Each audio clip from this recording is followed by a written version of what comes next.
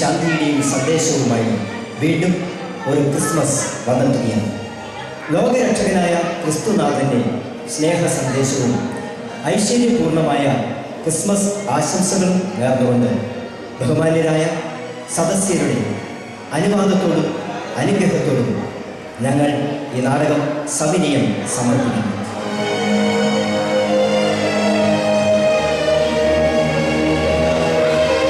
മരം കൊച്ചുന്ന മഞ്ഞിൻ്റെ മൂടുപടം മാനത്തു നിന്നും മണ്ണിലേക്ക് പടർന്നു. ഭൂമിയിൽ സമാധാനത്തിൻ്റെ സന്ദേശവുമായി പിറന്ന മാനവകുലത്തിൻ്റെ രക്ഷകനെ മാലാഖമാർ സ്തുതിഗീതങ്ങളോടെ സ്വാഗതം ചെയ്തു. ആകാശത്ത് അമ്പിളിക്കലയുടെ അരികിലായി ആ ദിവ്യ നക്ഷത്രം ഉദിച്ചുയർന്നു. നക്ഷത്രമേ സാക്ഷി.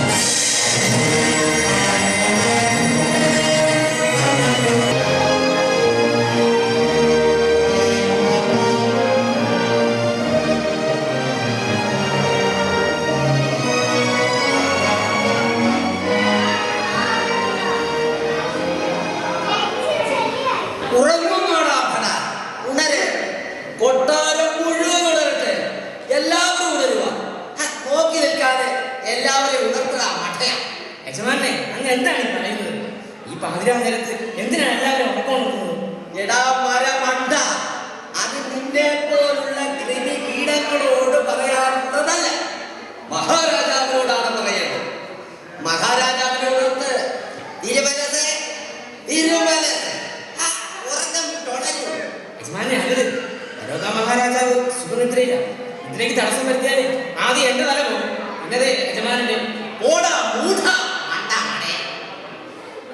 ഞാൻ പറയാൻ പോകുന്ന കാര്യം കേട്ടാൽ മഹാരാജാവ് തിരുമനസ് ഈ പാതിരാത്രിക്ക് പാരിതോഷികകൾ കൊണ്ടെല്ലാം മൂടും. നിങ്ങൾക്ക് എന്തോ കാര്യമായ തകരാറ് സംഭവിച്ചെന്നാണ് എനിക്ക് തോന്നുന്നത്. ബഹളം ഉണ്ടാക്കാതെ യജമാനൻ പോയിക്കണം ഉറങ്ങും.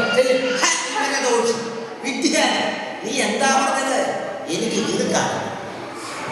മഹാരാജാവ് ഉണർന്ന് ഞാൻ പറയുന്ന കാര്യം കേട്ട് എന്നെ മഹാമന്ത്രിയാക്കിയ അന്ന് നിന്റെ തല ഞാൻ കഴുത്തിൽ നിന്ന് ചെത്തിക്കളയും. നിന്നോട് പറഞ്ഞ് എന്തിന് സമയം പാഴാക്കണം? വിവരമുള്ളവരെ വിളിച്ചു കുറച്ചിട്ടേ കാര്യമുള്ളൂ.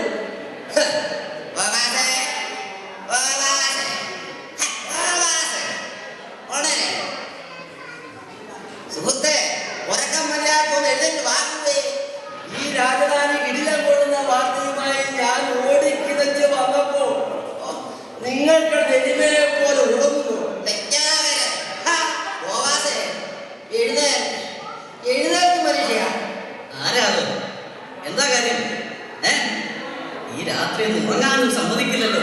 ഉറക്കമൊക്കെ പിന്നെ എഴുന്നേറ്റ് വാടോ മനുഷ്യ. ഇതാരാണ്? സാധക്കാണോ? എന്താ ഈ അസമയത്ത്? ശുഭകാര്യം പറയാൻ അസമയം എന്നൊന്നില്ലടോ. എഴുന്നേറ്റ് വാടുക വേഗം. ശല്യം, ഉറങ്ങാൻ സമ്മതിക്കത്തു.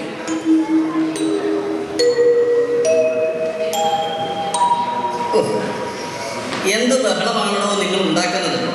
അല്ല, എനിക്കറിയാൻ പറഞ്ഞിട്ടില്ല. നിങ്ങളെന്താ വീതി കുറിച്ച് മത്തനാണ്? മഹാരാജാവെങ്ങാൻ ഉണർന്നാലേ തന്റെ തല കാണത്തില്ല. മഹാരാജാവിനെ ഉണർത്താൻ തന്നെയാണ് ബോവാസെ ഞാൻ വന്നത്. ഈ അസമയത്ത് നേരം പുലരട്ടെ. താൻ പോയി ഉറങ്ങാൻ നോക്ക്. താൻ എന്ത് വിവരക്കേടാണോ ഈ പറയുന്നത്? ഈ കൊട്ടാരക്കെട്ടിലുള്ളവരെല്ലാം ആനന്ദ നൃത്തം നടത്താൻ പോണ വാർത്തയുമായിട്ടാണ് എന്താ പറയുന്നത്. വാർത്തയോ? എന്ത് വാർത്ത? അത് താൻ അറിയണ്ട. മഹാരാജാവിനെ ഞാൻ അറിയിച്ചോളാം. താൻ പോയി വിളിച്ചുണർത്തുക. ഞാനോ? നല്ല കാര്യമായി. എന്നെ കിട്ടുന്നില്ല. എടോ, തന്റെ മറേ തരത്തിൽ കൂട്ടു നിൽക്കാനേ എന്നെ കൊണ്ട് പറ്റില്ല. വേണ്ട, ഞാൻ തന്നെ വിളിച്ചോളാം.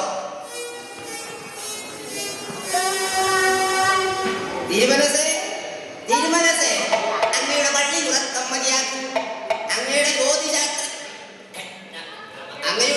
ജ്യോതിശാസ്ത്രജ്ഞൻ ശാലോക്കാണ് വിളിക്കുന്നത്. അതിപ്രധാനപ്പെട്ട ഒരു വാർത്ത അങ്ങേ അറിയിക്കുവാനുണ്ട്.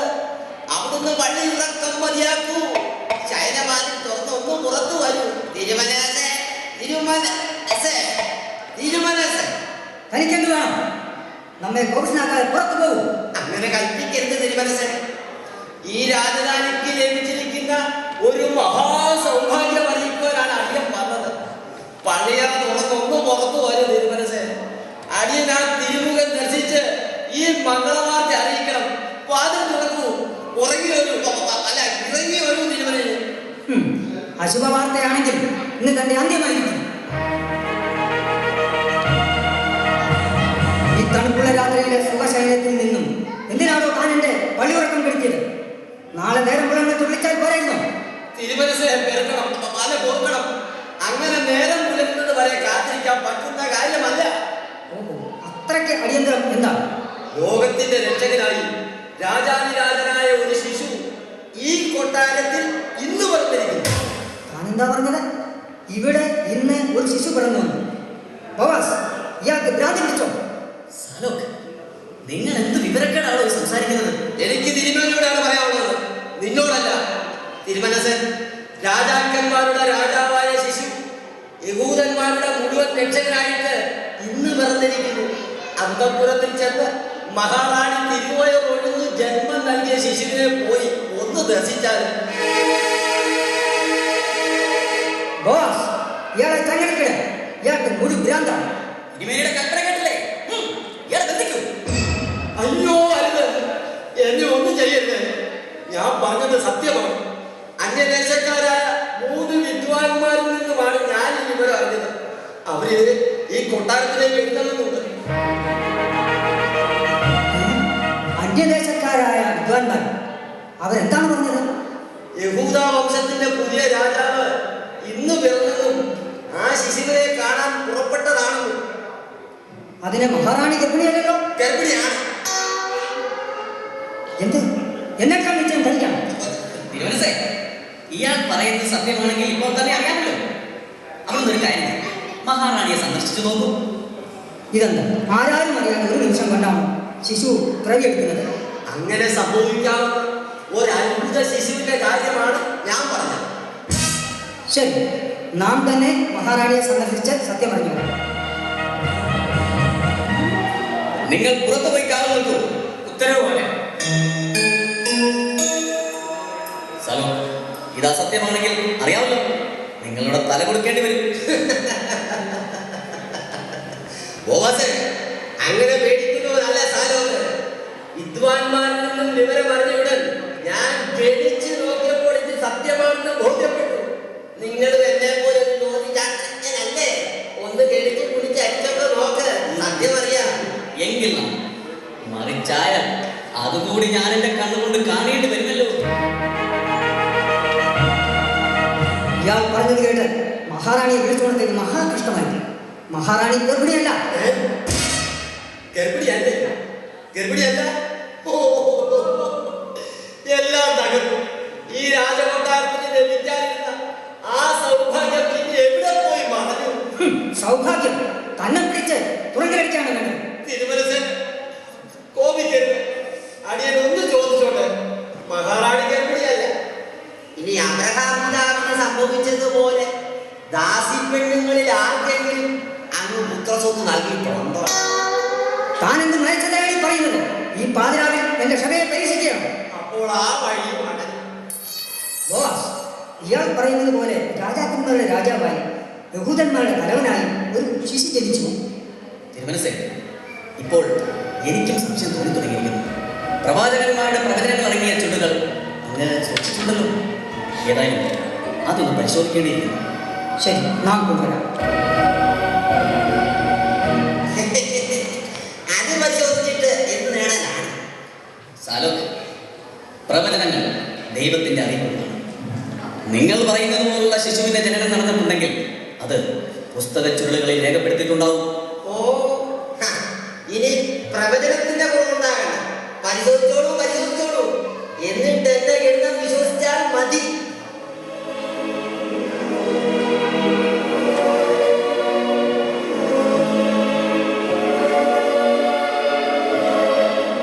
തിരുമനസേ, വളരെ വിചിത്രമായ അരുളപ്പാടാണ് ഈ പ്രവചനത്തിൽ രേഖപ്പെടുത്തിയിരിക്കുന്നത്.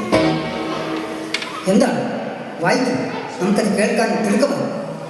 കന്യക ഗർഭിണിയായി മകനെ പ്രസവിക്കും. അവന് ദൈവം നമ്മോട് കൂടി എന്നർത്ഥമുള്ള ഇമ്മാനുവേൽ എന്ന് പേർ വിളിക്കും. കന്യക ഗർഭിണിയായി ഒരു മകനെ പ്രസവിക്കും.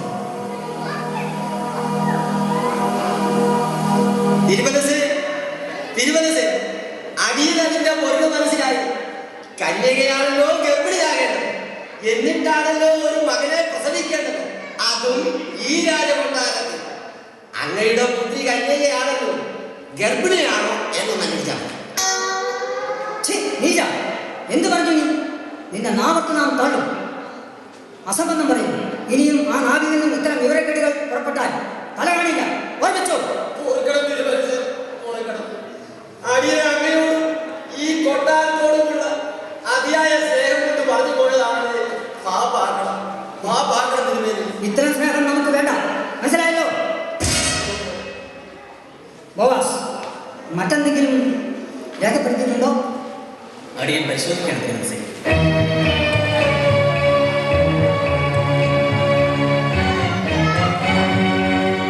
എന്താണ് ബോവാസ്, എന്താണ് വായിച്ചത്? തിരുമനസ്സേ, ആ ശിശുവിന്റെ ജനനം എവിടെയാണെന്ന് കൃത്യമായി പ്രതിപാദിച്ചിരിക്കുന്ന ഭാഗം കേൾക്കും. യഹൂദിയ ദേശത്തിലെ ബേത്ലഹേമേ, നീ യഹൂദിയ പ്രഭുക്കന്മാരിൽ ഒട്ടും ചെറുതല്ല. എന്റെ ജനമായ ഇസ്രായേലിനെ മേയ്പ്പാനുള്ള തലവൻ നിന്നിൽ നിന്ന് പുറപ്പെട്ടു വരും. എന്ത്? ഈ രാജധാനിയിലല്ല, എന്റെ പിൻഗാമിയുമല്ല. ബേത്ലഹേമിൽ എവിടെയോ ആർക്കോ ജനിച്ചിരിക്കുന്ന രാജാവ്. ഇല്ല, ആ രാജാവെ യഹൂദ ഭരിക്കില്ല, ഭരിക്കാൻ ഞാൻ അനുവദിക്കില്ല. എന്റെ ഗണിതം സത്യമാണ്. തന്റെ ഗണിതം ഓ നമ്മുടെ മുമ്പിൽ നിന്ന് നമുക്ക് നിങ്ങളെ കാണേണ്ട. അടിയൊരു സങ്കടം ഉണർത്തിക്കാറുണ്ട്. ഈ വാർത്ത അങ്ങയുടെ ചെവിയിൽ എത്തിച്ചത് അടിയനാണ്. അതെ, താനാണ് ഈ പാതിരാവിൽ ഈ അശുഭ വാർത്ത എന്റെ ചെവിയിലെത്തിച്ചത്. കഠിനമായ ശിക്ഷ ലഭിക്കണമെങ്കിൽ കടന്നു പോ. തിരുമലയുടെ കത്തനുസരിക്കും. ഉത്തരവ് പോലെ തിരുമനസ്സേ, ഉത്തരവ് പോലെ. അടിയൻ വിടപെടും.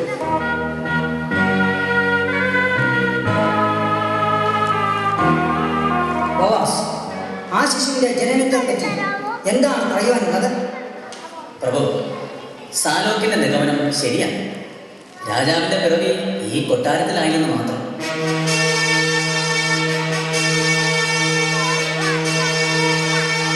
ആ ശിശുവിനെ കണ്ടെത്തുവാൻ എന്താണ് ഒരു മാർഗം? മാർഗമുണ്ട് തിരുമനസ്സേ. ശിശുവിന്റെ ജന്മസമയം കൃത്യമായി ലഭിച്ചാൽ ഗണിച്ച് ജന്മസ്ഥലവും മറ്റും കണ്ടെത്താൻ കഴിയും. തിരുമനസ്സിനെ മുൻഗണിക്കാൻ അനുവദിക്കണം. ഉത്തരവ്. അടിയൻ തിരുമനസ്സിന് മുഖം കാണിക്കാൻ 3 അന്യദേശക്കാർ അനുവാദത്തിന് പുറത്ത് കാത്തു നിൽക്കുന്നു. ഈ പാതിരാ കഴിഞ്ഞ നേരം ബോവാസ്, ആരായിരിക്കും അവർ? അവരെ മുഖം കാണിക്കാൻ നാം അനുവദിക്കണം. അനുവദിക്കണം തിരുമനസ്സേ. നമുക്ക് അനുകൂലമായി എന്തോ വാർത്തയുമായിട്ടാണ് അവരുടെ ആഗമനം എന്ന് മനസ്സ് പറയുന്നു. മുഖം കാണിക്കുവാൻ നാം അനുവദിച്ചിരിക്കുന്നു. ഉത്തരവ് പോലെ.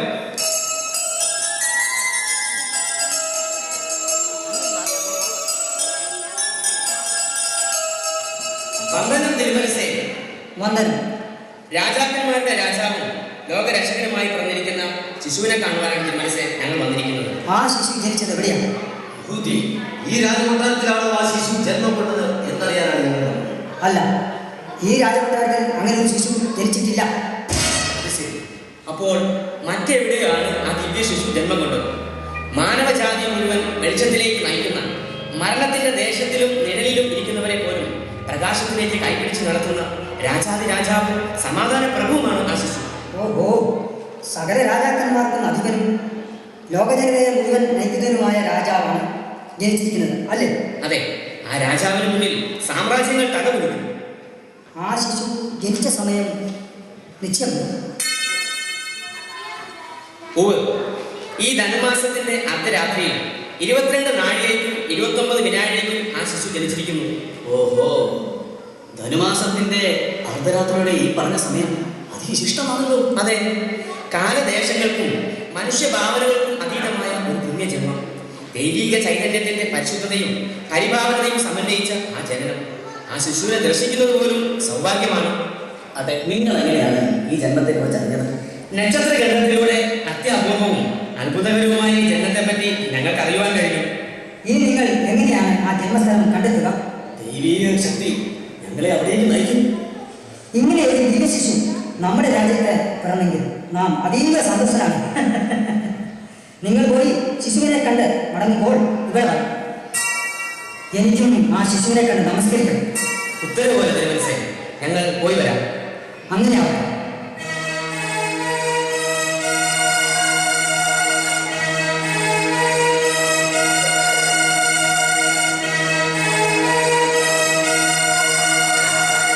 തിരുമനസേ, ആ ശിശുവിനെ കണ്ട് നമസ്കരിക്കുവാൻ അങ്ങേക്ക് താല്പര്യമുണ്ടോ?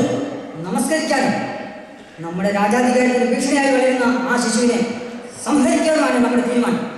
ശിശു ജനിച്ച സ്ഥലം തിരിച്ചറിയുന്ന നിമിഷം അവിടെ എത്തി ആ ശിശുവിനെ നിഗ്രഹിക്കണം.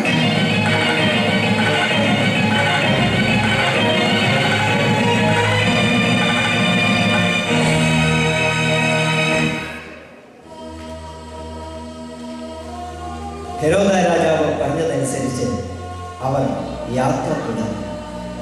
അവർ പൂർവ്വദിക്കിൽ കണ്ട നക്ഷത്രം അവർക്ക് മുൻപേ നീങ്ങിക്കൊണ്ടിരുന്നു.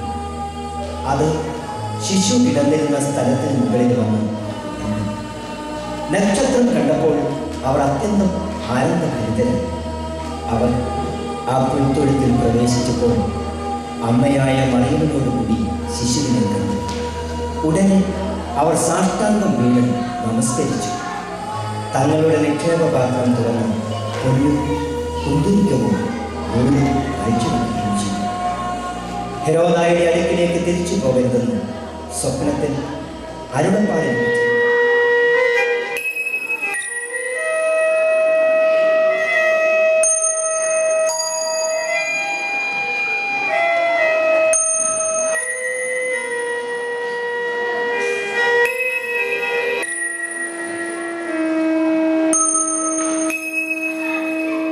നേരം പുലരുകെ അന്യദേശക്കാരായ വ്യക്തികൾ നമ്മെ കബളിപ്പിച്ചുവെന്നാണ് തോന്നുന്നത്.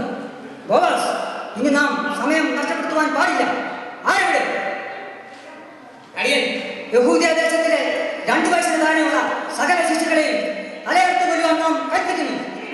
വേഗമാവട്ടെ.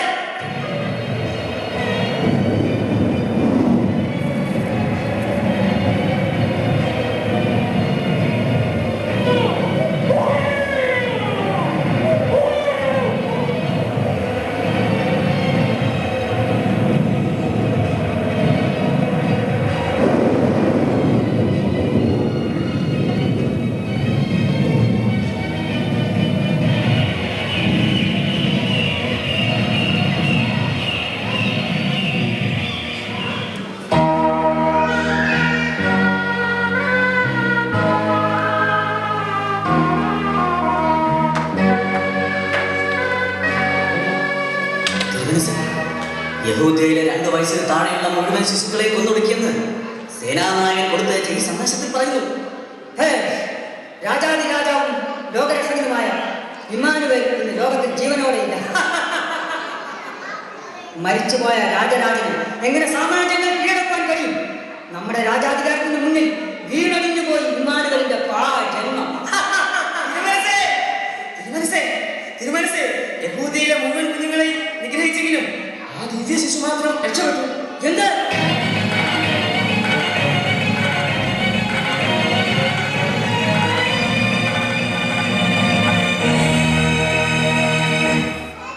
രാജാധികാരത്തിന്റെ ചെങ്കോലും കിരീടവും ദൈവഹിതത്തിന് മുന്നിൽ നിഷ്പ്രയോജനപ്പെട്ടു. വാളിന്റെ വായ്ത്തലയിലൂടെ വാർന്നൊഴുകിയ വെണച്ചാലുകൾക്കും പിടഞ്ഞു മരിച്ചു വീണ പിഞ്ചി ജന്മങ്ങൾക്കും രക്ഷയുടെ സ്വർഗീയ അനുഭവമേകാൻ പ്രകാശത്തിന്റെ പ്രഭയേകൊണ്ട് മരണത്തെ മറികടന്ന് ജീവനുള്ള യേശുനാഥൻ അന്നും ഇന്നും ഭൂമിയിൽ ജീവിക്കുന്നു. നിത്യരായ പരിശുദ്ധനായ ആ ദൈവഭക്തന്റെ സ്മരണയ്ക്ക് മുന്നിൽ